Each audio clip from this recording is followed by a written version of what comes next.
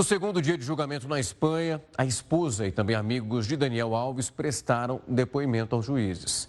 A modelo espanhola Joana Sanz afirmou que no dia em que aconteceu esse suposto abuso, Daniel Alves saiu no período da manhã e voltou de madrugada por volta das 4 da manhã. Ela também relatou que ele estava completamente embriagado. Essa versão sobre o jogador ter bebido muito também foi confirmada pelo Bruno Brasil, que também acompanhou o Daniel Alves no dia que isso aconteceu na boate. O lateral direito está preso há mais de um ano, acusado de estuprar uma jovem no banheiro de uma boate em Barcelona. Ele vai prestar depoimento amanhã e pode ficar preso até de pelo menos 9 a 12 anos. Para entender mais detalhes sobre esse julgamento, amanhã chegamos então no último dia, vamos conversar com a Luísa Ferreira, advogada e professora da FGV Direito de São Paulo.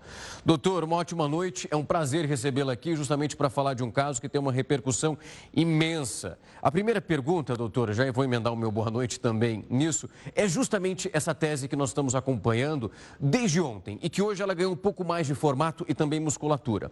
Nós ouvimos os depoimentos das pessoas que estão ali, foram alocadas pela defesa do Daniel, todas elas muito veementes em dizer que ele estava embriagado, tinha consumido bebida alcoólica. A esposa aparece no depoimento dizendo que ele chegou em casa completamente sem os sentidos. Ela tem uma descrição, eu fui acompanhar a mídia espanhola, dizendo que ele chegou até bater contra um armário e caiu na cama de tão bêbado que ele estava naquele momento.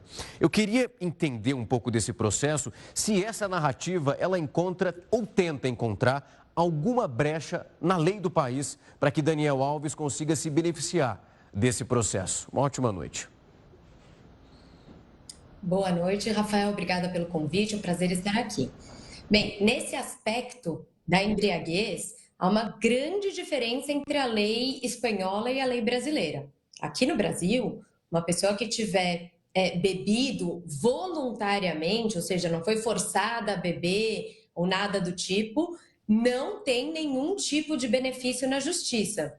Quando eu vi que a defesa dele tinha essa estratégia, ou seja, a esposa dele, o amigo dele, que são testemunhas de defesa, tinham dito isso na justiça, eu fui até procurar como funciona isso na lei espanhola e pelo que entendi, não sou especialista, não advogo na Espanha, nem dou aula na Espanha, mas pelo que entendi das minhas pesquisas aqui, na lei espanhola há uma atenuante de pena quando a pessoa bebeu muito, ingeriu muito álcool, ou seja, está com a consciência de alguma forma comprometida no momento em que comete o crime. Isso é o que eu ouvi dizer da lei espanhola. Então, estou entendendo que a estratégia da defesa nesse caso não é bem uma brecha ou algo do tipo para ele ser absolvido, mas algo que diminua a pena caso ele seja condenado.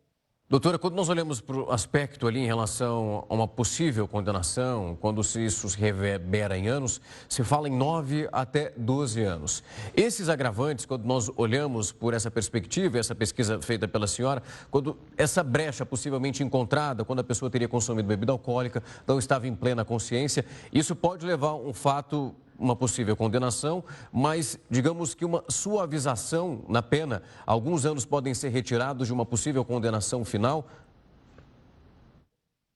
Sim, Rafael, uma atenuante pode tirar alguns anos, mas eu não consigo te dizer como isso funciona na lei espanhola para te dizer se seria 1 ano ou 2 anos, ou se é algo que a lei permite e já diz quantos anos vai sair, ou o que pode acontecer, e é muito comum, é uma atenuante sem uma delimitação específica do quanto atenua. E aí ficaria a cargo da juíza, nesse caso é uma juíza, definir o quanto essa pena pode diminuir. Não acho que é algo que resolve o problema do Daniel Alves. Até por isso que essa me parece ser uma tese que apareceu muito depois. Ou seja, talvez como uma estratégia de defesa, já sabendo que existem algumas provas contra ele. É claro, eu não estudei o processo em detalhes, esse processo é sigiloso, mas a gente acaba acompanhando algumas notícias aqui do Brasil. Então, a gente tem a notícia do DNA, né, que foi encontrado dele no corpo da vítima, tem também os depoimentos das amigas dela, parece que o depoimento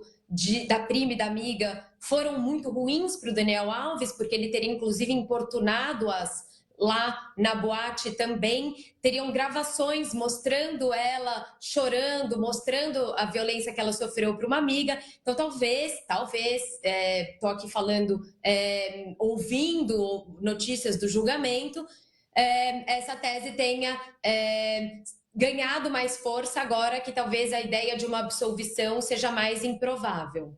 Doutora, quando a gente olha para o que se desenrolou até aqui, a previsão era que o Daniel Alves prestasse o depoimento dele na segunda-feira. Nós acompanhamos essa troca, é amanhã, no último dia, então acontece esse depoimento.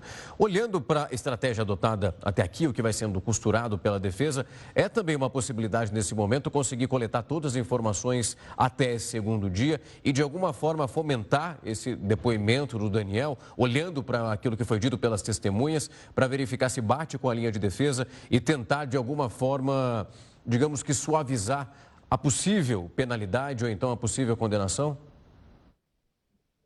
Imagino que sim, Rafael. Para nós brasileiros, inclusive, é estranha a ideia de alguém prestar depoimento, algum acusado prestar depoimento antes dos depoimentos das testemunhas. Já no Brasil é consolidada há muito tempo a ideia de que o interrogatório é um momento de defesa do acusado, ou seja, não é um momento de coleta de prova como era antigamente. Antigamente se ouvia o acusado para tentar entender o que aconteceu primeiro, sem contar para esse acusado quais eram as provas contra ele.